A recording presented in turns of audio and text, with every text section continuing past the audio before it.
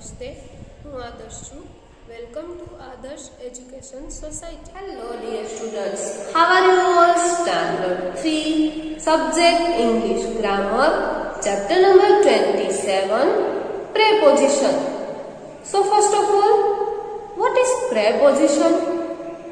आपको पता है preposition यानी क्या? नहीं पता? कोई बात नहीं, चलो हम पहले सेंटेंस देखते हैं और उसके बाद जानेंगे कि preposition क्या होता है. So here my first sentence is the boy is in the classroom. एक बच्चा, एक लड़का क्लासरूम के अंदर है. यस, तो मैं आपको एक क्वेश्चन करती हूँ, वेयर इज द बॉय? लड़का कहाँ पे है? आंसर क्या आएगा? लड़का कहाँ पे है? Yes, in the classroom.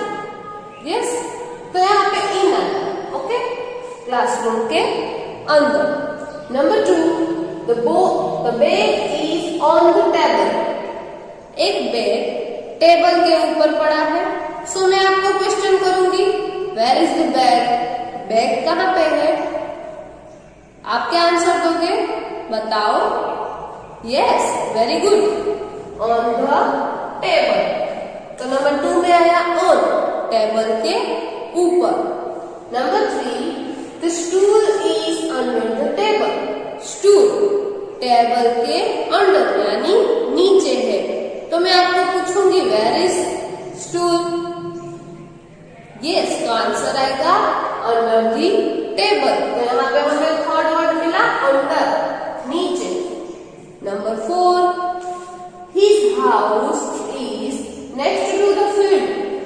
उसका घर नेक्स्ट टू द फील्ड, जो फील्ड यानी खेतर बोलते हैं ना हम, फील्ड के बाद है. तो मैं आपको पूछूंगी, वेयर इज हिज हाउस? उसका घर कहाँ पे है, मुझे बताओगे? यस, तो नेक्स्ट टू द फील्ड. तो यहाँ पे हमें और एक नया वर्ड मिला, next. Number 5, I was hiding behind the wall. मैं कहाँ छुपा हूँ? मैं आपको कुछ क्वेश्चन करूंगी, वेयर आर यू? आप कहाँ हो?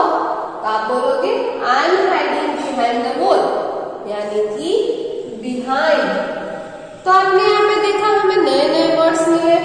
इन द क्लासरूम यानी in, on the table on, under the table under, next to the field next, behind the wall behind. In, on, under, next और बिहाइंड, ये सारे वर्ड्स प्रेपोजिशन है. Yes children, तो चलो अब हम हमारी बुक में देखते हैं प्रेपोजिशन यानी क्या होता है.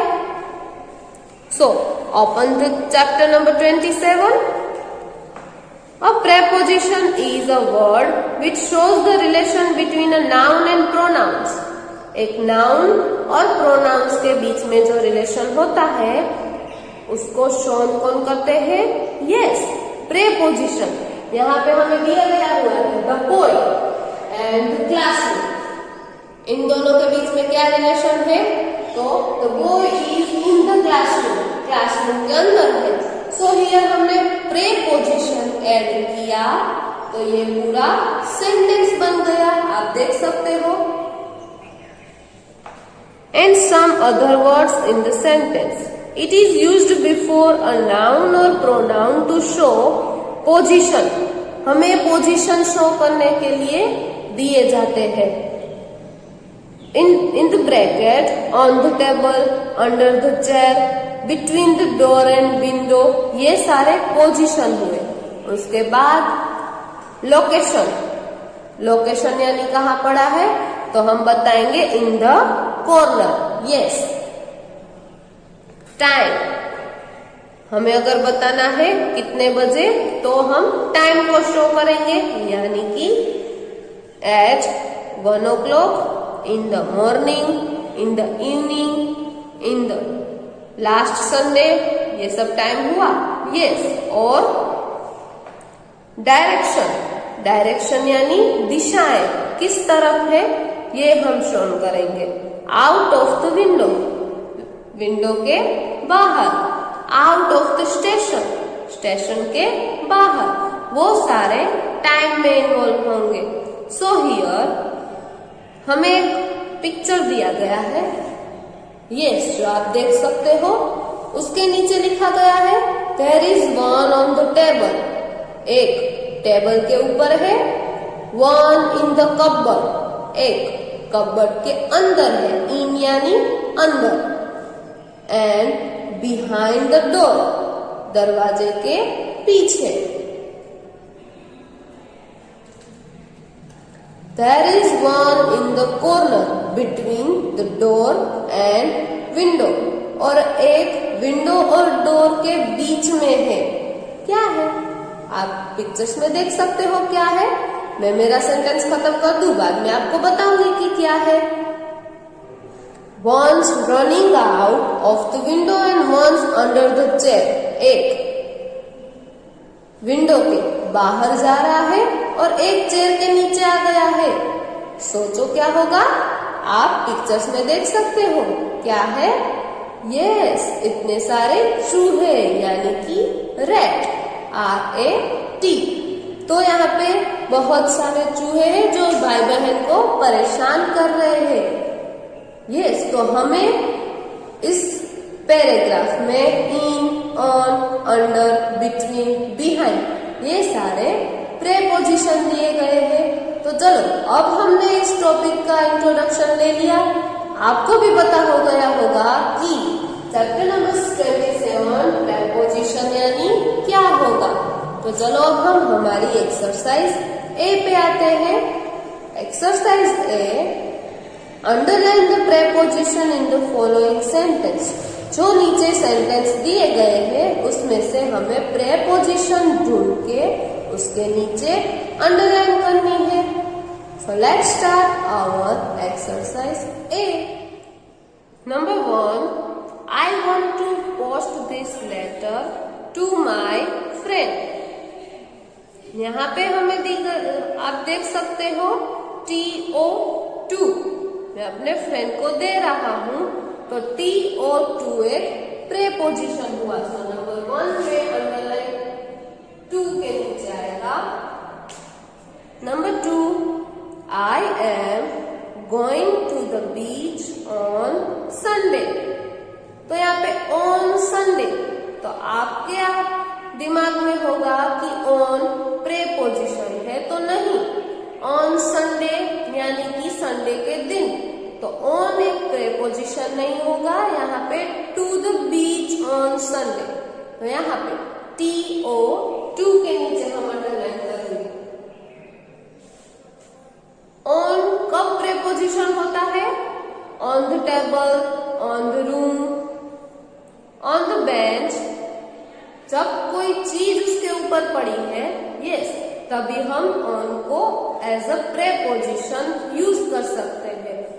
Okay children, so number 3, I heard the news on the radio. मैंने रेडियो पे न्यूज सुनी, तो ऑन द रेडियो, यस, तो हियर प्रेपोजिशन आएगा on, on. Number 4, the book was written by a famous writer.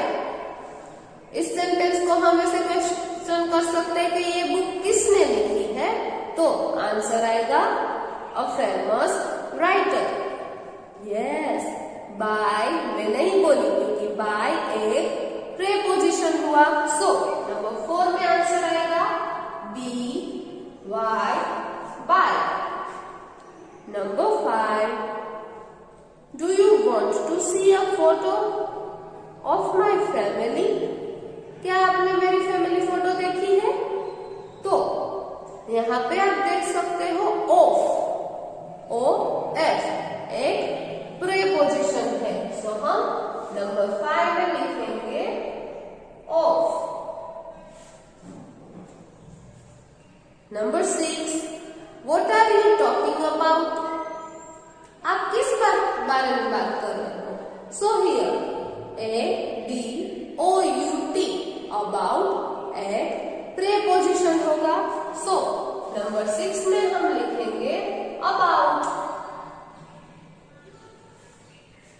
Number 7, please wait for me. बोलते हो ना जब स्कूल में हमें देर हो गई और हमारा फ्रेंड चला जा रहा हो तो आप क्या बोलते हो? प्लीज मेरे लिए वेट करेगा। सो अब हम इंग्लिश में उसको बोलेंगे प्लीज वेट फॉर मी, मेरे लिए थोड़ी देर रुक जा, मैं भी तुम्हारे साथ चल रहा हूँ।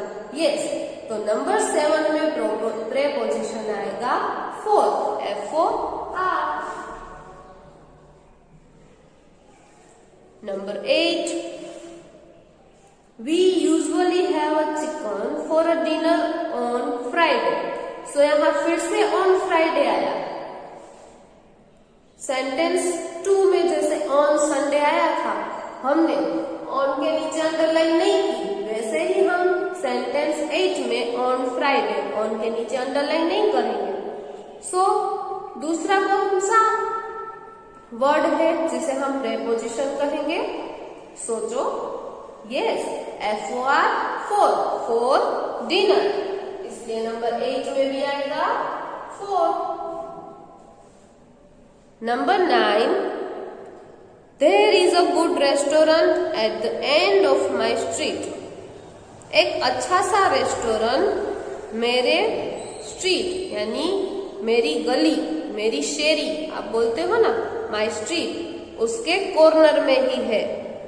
तो at the end of my street, तो यहाँ पे एट नहीं, वो प्रेपोजिशन नहीं होगा।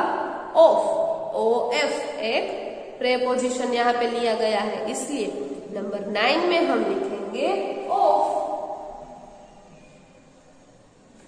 Number 10, she gets on the bus at 7 o'clock in the morning।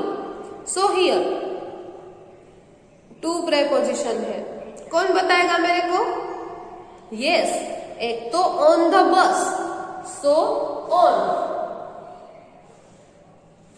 On the बस यानी बस के ऊपर, तो एक अंडरलाइन आएगी ऑन के ऊपर, एंड एट 7 o'clock यानी 80।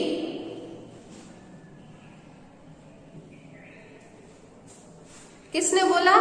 यस, और एक प्रेपोजिशन है, देखो इसमें, इन द मॉर्निंग यानी इन। सो यहाँ पे 3 वर्ड्स के नीचे अंडरलाइन आएगी, on the bus, eight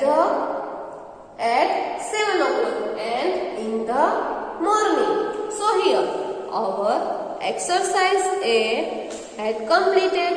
I hope आप सबको ये एक्सरसाइज समझ में आ गई होगी। Thank you for joining us.